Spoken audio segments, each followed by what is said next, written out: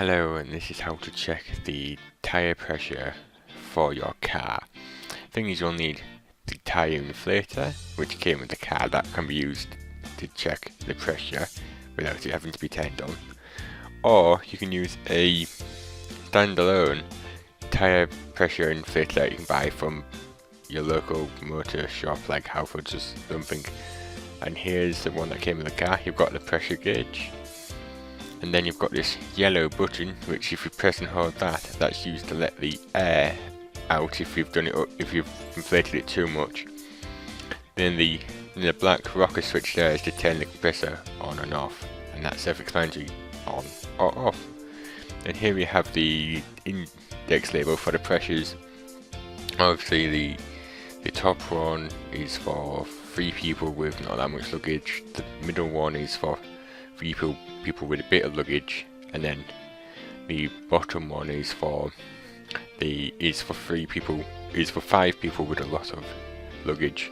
And then you've got the pressure for the spare tyre if your car has that option ticked, where this car don't, because we've got a tyre inflator.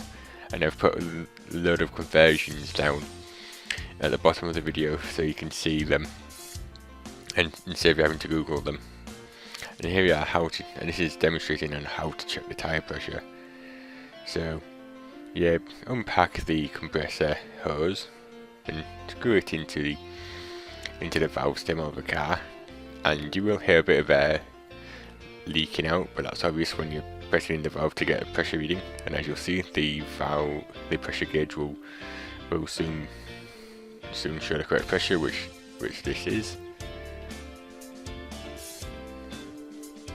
And that it won't work. It won't inflate tyres in the tyre yet because it's not plugged into the car.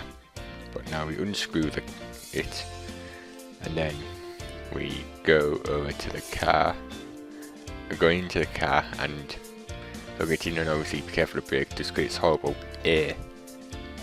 It's horrible. Now we go to the car and start unpacking the compressor. I haven't filmed this mainly because it's annoying. And then we just unpack it, plug it in.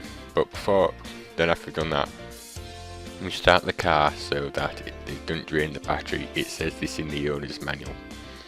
So to start the car, make sure it's not in gear. Press your foot on the clutch, and then just wait for it to start, and then take your foot off again. And then we'll go outside and start filling the tyres up with air. But first, this is how where it gets plugged in. Obviously, cigarette ports or cigarette lighter ports or 12-volt ports will vary from place to place on the car, but this one is in the middle of center console, and you have to lift a cover over it to get to it, which I think is clever.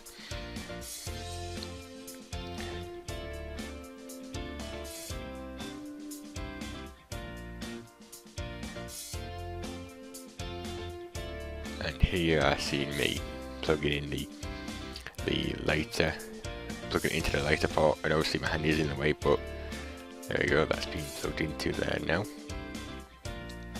And now this is topping up the airs with the tyres with air, and obviously, and I'm filling them up to 35 psi, which is sort of in between the eco, which is in between normal and eco, which if you have an eco, it's going to be rock hard and it's not going to ride that nice. And then I just do the same again for the other 3 tyres that I haven't done yet. I don't need to commentate anymore because it'll just be speaking for speaking's sake.